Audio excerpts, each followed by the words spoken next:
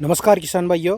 मैं मोहित कुमार सुमन जो आज आप लोगों को फिर से एक ऐसी खेती से अवगत कराने के लिए आया हुआ हूँ जो बेसिकली हमारे एरिया के अंदर बहुत कम लोग इसकी बुआई करते हैं और बाकी अन्य कई ऐसे एरिया है जहाँ पे इसकी खेती जो है लार्ज स्केल पे की जाती है। तो किसान भाइयों, आज हम बात कर लेते हैं। सबसे पहले ये जो आप फसल देख रहे हो ये कलौंजी है। कुछ एरिया में अधिक क्षेत्रफल की दृष्टि से इसकी खेती की जाती है काफ़ी बड़े छाव के साथ में। ये एक औषधीय पौधा है। इसका उपयोग औषधि के निर्माण के लिए किया जाता है। और बाकी बात करते हैं सबसे पहले का इसको कौन कौन सी भूमि के अंदर हम बुआई कर सकते हैं। तो सामान्यतः सभी प्रकार की भूमि के अंदर इसका बुआई कर सकते हैं जिससे अच्छा उत्पादन ले सकता है किसान। और बाकी बात करते हैं इसके साथ साथ में इसकी बीज दर की बात कर लेते हैं। तो ये लगभग 1 से 1.5 किलो प्रति बीघे के हिसाब से इसकी बुआई करते हैं।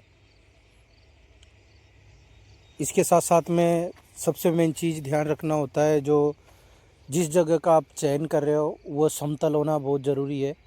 अगर जल भराव क्षमता वाली अगर एरिया आपके पास है तो उसमें इसके अंदर फफूंद जनित समस्याओं का प्रकोप आपको देखने को मिल सकता है।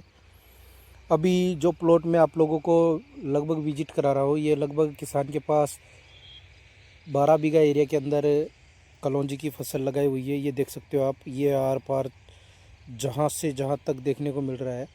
और इसमें कुछ जगह पे इसके ऊपर फ्लोरिंग स्टेज भी बिल्कुल नज़दीक है। इसके दाने की साइज़ की बात करें तो जिस प्रकार से हम जो प्याज का बीज होता है उस प्रकार का इसका काला और छोटे आकार का दाना होता है। आप लोगों को बताना चाहूँगा किसान भाइयों, इसके अंदर किसान ने जब बुआई की देन उसके बाद में इसका जो प्रोसेज होता है वो धीरे धीरे सेम धनिया की जैसा समझ सिस्टम होता है इसका।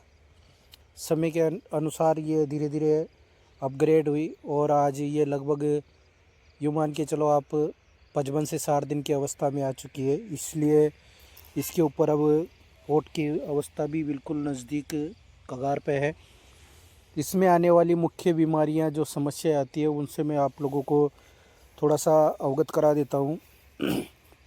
जैसा कि आप लोग देख रहे होंगे, ये जो जलभराव क्षमता वाला एरिया है इसके अंदर इस प्रकार से इसमें रूट में समस्या आ जाती है, रूट विल्ट की। और ये देख सकते हो आप, ये जिस जिस जगह पे पानी की भराव क्षमता है उस जगह पे इस प्रकार की समस्या इसमें देखने को मिल रही है। तो किसान भाइयों, अगर आप लोगों ने भी अगर कलौंजी की खेती लगाई हुई है तो आप भी अपनी फसल को पूर्ण रूप से सुव्यवस्थित बनाए रखें, समय समय पर इसका ध्यान दें। ऐसी कोई समस्या आपको देखने को मिले जैसे फफूंद जनित समस्या हुई, माहू की हुई, एफिड की हुई या फिर विल्ट की हुई, इस प्रकार की कोई भी अगर समस्या आपको देखने को मिलती है तो उसका तुरंत फोलियर स्प्रे करके नियंत्रण ज़रूर करें। वैसे ये बिना खर्चे वाली फसल है, इसमें कोई ज़्यादा आमतौर से अन्य फसल की अपेक्षा इसमें ज़्यादा फोलियर स्प्रे और अधिक रसायनों की ज़रूरत नहीं पड़ती है। ये ऑलरेडी खुद औषधीय पौधा है। इसमें नॉर्मली फफूंद की और जड़ गलन की जो समस्या आती है वही मेजर ज़्यादा देखने को मिलती है।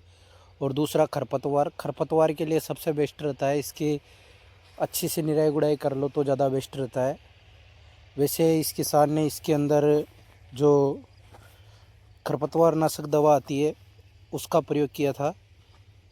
बाकी आप लोगों को बताना चाहूँगा इस प्रोसेज में, अगर इस ऐसी आपने भी कलौंजी की खेती लगा रखी है तो इसमें आपको जैसे अगर जड़ सिंचाई कर रहे हो और जड़ में आपको समस्या देखने को मिल रही है तो उस समय पे आप या तो कॉपर का प्रयोग ले सकते हो, कॉपर सल्फेट जो आता है उसका, और कॉपर ऑक्सीक्लोराइड। और उसके साथ में आप कोई भी रूट डेवलपमेंट के लिए जैसे जिंक हुआ, जो 3315 आता है उसका भी प्रयोग आप इसके अंदर कर सकते हो। जिससे पौधे की अच्छी फुटान भी होगी और अच्छा प्रोसेज भी देखने को मिलेगा, पैदावार भी अच्छी देखने को मिलेगी। एंड में जाके आपको अच्छा उसका परिणाम देखने को मिलेगा। और फफूंद जनित समस्याओं से कंट्रोल करने के लिए आप अगर आवश्यकता लगे तो एक बार फोलियर स्प्रे ज़रूर निकालें इस पर।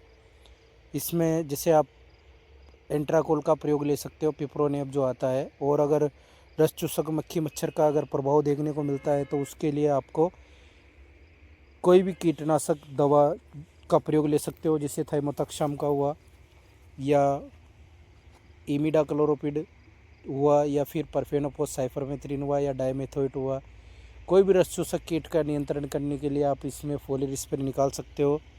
बाकी आप लोगों को बताना चाहूँगा, अभी इसे फसल के अंदर किसान ने केवल सिंचाई का प्रोसेस जो है इसमें लगभग 4 से 5 सिंचाई भूमि के अनुसार आप कर सकते हो।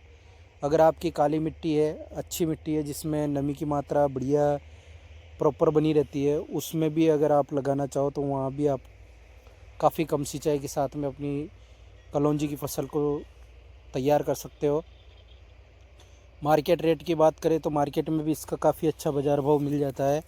और उत्पादन की बात करें तो उत्पादन भी इसका लगभग 2.5 क्विंटल प्रति बीघे के हिसाब से स्टार्ट होकर और 4 क्विंटल प्रति बीघे तक इसका उत्पादन किसानों को देखने को मिला है। गत वर्ष भी किसान भाइयों ने कुछ जगह लगाई हुई थी इसकी खेती, तो वहाँ पे उन्होंने जिस प्रकार से उनसे चर्चा की तो उसके बाद में पता चला कि उनको लोकल एरिया के हिसाब से उनको 3.5 से 4 क्विंटल प्रति बीघे के हिसाब से इसका उत्पादन देखने को मिला है। तो इस बार इस किसान ने लगभग 10 बीघे एरिया के से लेके 12 बीघे तक इस कलौंजी की फसल का बुआई किया हुआ है, ये देख सकते हो आप। और बाकी मेजर आप लोगों को समय पर आगे मैं अपडेट पहुंचाता रहूँगा। अभी तक आप लोगों को अभी इसमें कोई प्रकार की समस्या देखने को मिल भी नहीं रही है।